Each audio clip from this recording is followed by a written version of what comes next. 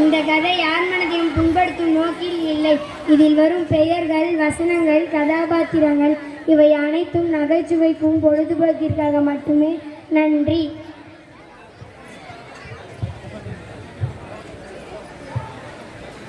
யோ, நான் டாக்டர், நீ டாக்டர், அங்க வாயா. நீங்க ஏன் டாக்டர்? அது உங்களுக்கே தெரியலையா? ஸோ முடியல. சரி சரி, இன்னைக்கு யாராச்சும் வந்துருக்காங்க போய் பாரியா. இதெல்லாம் யாரு வரப்போறா?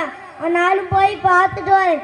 ஐயா ஐயா, நம்ம ஹாஸ்பிட்டலுக்கு நீங்க வந்துட்டாங்கயா? வந்துட்டாங்க. அப்படியா? அவங்க தங்கத்தை அப்படியே தூக்கிட்டு வாயா.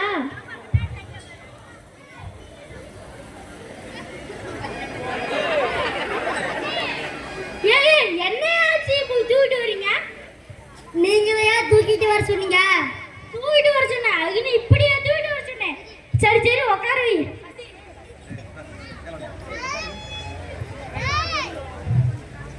அம்மா அப்பா, அம்மா முடியலையே. அம்மா அப்பா, அம்மா முடியலையே.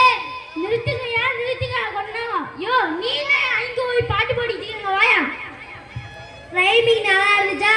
அதனால தான் கம்பெனிக்கு போனேன்.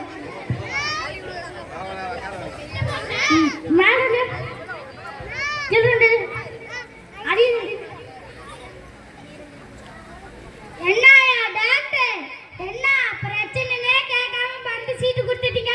அப்படியா? அந்த சீட்டை கொடு. உன் ஆசையை கெடுப்பனா? உன் பிரச்சனை என்னன்னு சொல்லு.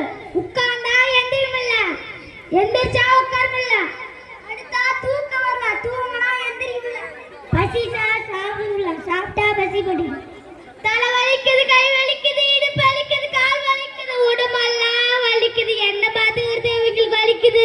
போதும் போதும், நிறுத்து நிறுத்து. லிஸ்ட் ரொம்ப பெருசா போயிட்டு இருக்குது. ஏன்பா ஊர்ல இருக்கிற மொத்த பிரச்சனையும் உடம்புல தான் இருக்குமாளுக்குது. சரி சரி, 1 மணி நேரத்துக்கு ஒரு மாத்திரை சாப்பிடு, எல்லாம் சரியாகி போயிடும். என்னையா டாக்டர், இவ்வளோ பிரச்சனை சொன்ன மறுபடியும் அதே சீட்டை தான் தரீங்க? நீங்க உள்ள வரும்போத உங்க மகரையும் வச்சா எங்க டாக்டர் உங்களுக்கு என்ன பிரச்சனை கண்டுபிடிச்சிட்டாரு. சரி, நாளைக்கு இருந்தா வந்து பாருங்க. என்னங்கய்யா சொல்றீங்க? இல்லைங்கய்யா, நாளைக்கு இதே மாதிரி இருந்தா வந்து பாருங்கன்னு சொன்னேன். ஓஹோ, சரி சரி.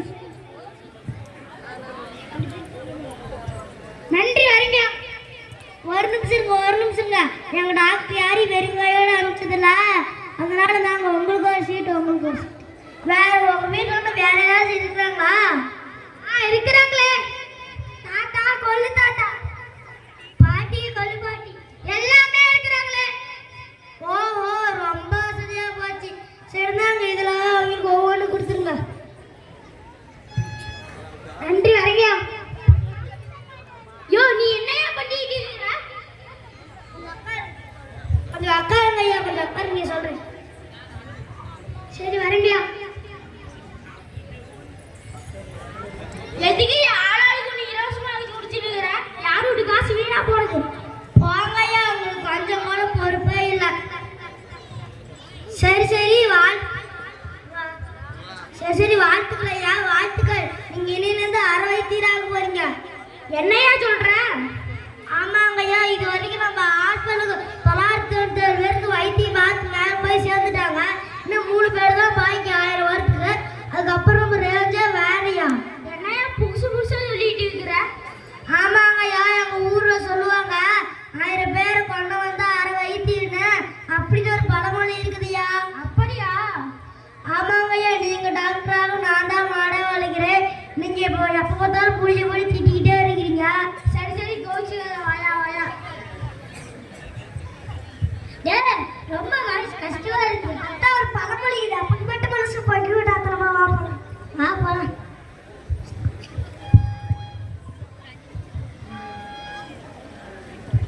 தமிழர்களின் பண்பாட்டோடும் கலாச்சாரத்தோடும் நெருங்கிய தொடர்புடையது பழமொழி. ஒரு கருத்தை, பொருளை சுருக்கமாகவும் தெளிவாகவும் சுவையாகவும் விளக்குவன பழமொழிகள். தமிழ் பழமொழிகள் என்பது தமிழ் சமுதாயத்தில் வாழ்ந்த முன்னோர்கள் தங்களது அனுபவங்களை எளிய சொற்றோர்களுக்காக அமைத்து அதை தங்களது சந்ததியினருக்கு கூறியது ஆகும். இந்த பழமொழிகள் என்பது காலம் காலமாக பல சந்ததியினரை கடந்து இன்றும் தமிழகத்தில் ஏதோ ஒரு விடயத்திற்காக எல்லா இல்லங்களிலும் ஏதோ ஒரு நேரத்தில் கூறப்பட்டு கொண்டுதான் இருக்கிறது. பழமொழி என்பது ஒரு செயலுக்கு விளக்கம் தரவும் அனுபவத்துடன் சேர்ந்து அறிவுரை தரவும் சொல்லப்படுகிறது. ஆனால் தற்பொழுது பல பழமொழிகளுக்கு அதற்குரிய பொருள் சொல்லப்படாமல் நாளடைவில் மருவி வேறு ஏதோ பொருள் சொல்லப்படுகிறது. சரி, இந்த கதையில் வந்துள்ள பழமொழிகளின் உண்மையான பொருளை பற்றி பார்ப்போமா? புண்பட்ட மனதை புகைவிட்டு ஆத்து. மனம் புண்பட்டு இருக்கும்போது புகை, அதாவது புகையிலை விட்டு ஆத்து. அப்படி இது தவறாக சொல்லிட்டு இருக்கிறோம். ஆனால் உண்மையான பழமொழி என்னன்னு தெரியுமா? உண்மை பழமொழி புண்பட்ட மனதை புகைவிட்டு ஆற்று. அதாவது மனம் புண்பட்டு இருக்கும்போது தமக்கு பிடித்த வேறு ஒரு செயலில் மனதை புகைவிட்டு ஆற்றிக் கொள்ள வேண்டும் என்பதே சரி. அதே மாதிரி இந்த கதையில் வந்த மற்றொரு பழமொழியை பற்றி பார்ப்போமா? 1000 பேரை கொன்றவன் அரை வைத்தியன் ஆவான், 1000 நோயாளிகளை கொன்றவன் தான் சிறந்த வைத்தியர். ஆகா, முடியும் என்று தவறாக பயன்படுத்தி வருகிறோம். இதன் உண்மை பழமொழி என்னவென்று பார்க்கலாமா? உண்மை பொருள் 1000 பேரை கொன்றவன் அரை வைத்தியன் ஆவான் என்பதே சரி. அதாவது ஒரு நோய்க்கு 1000 மூலிகை வேர்களை கொண்டு மருந்து தயாரித்து கொடுப்பவனே சிறந்த வைத்தியர். ஆகா, சரியான பொருள். இனிமேல் நாம் அனைவரும் பழமொழியின் உண்மை பொருளை அறிந்து பயன்படுத்துவோம். இதே போலவே பழமொழிகளின் உள்ளடக்கிய கதை அடுத்த வருடம் நம் பள்ளி ஆண்டு விழாவில் தொடரும். நன்றி, வணக்கம்.